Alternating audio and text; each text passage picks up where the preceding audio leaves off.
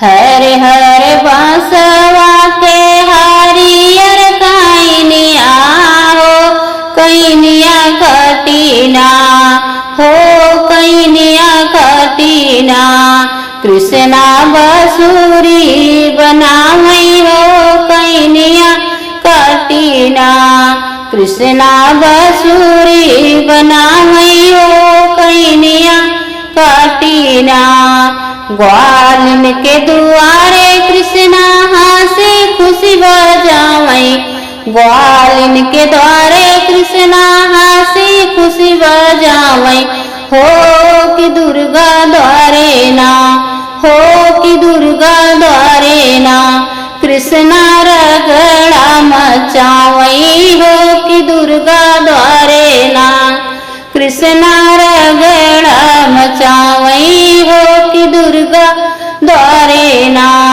हर हर बसवा के हरियर कैनिया हो कैनिया कटीना हो कैनिया कटीना।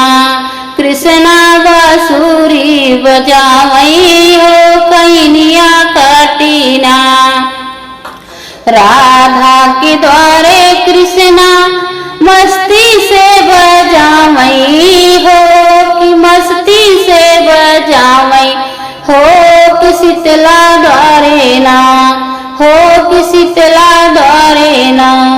कृष्णा रगड़ा मचावई हो कि कृष्ण शीतला द्वारे ना। हरे हरे बांसवा के हरियर कैनिया हो कैनिया कटीना। कृष्णा बसुरी बनावई हो कैनिया कटीना।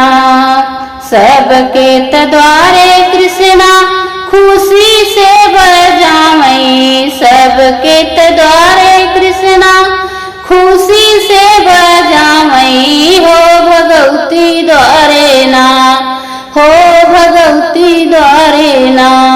कृष्णा झगड़ा मचावई हो भगवती द्वारे ना। कृष्णा झगड़ा मचावई हो भगवती द्वारे ना। हरे हरे बसवा के हरियर कैनिया हे कैनिया कटीना हे कैनिया कटीना। कृष्णा बांसुरी बनावई है कैनिया कटीना। कृष्णा बांसुरी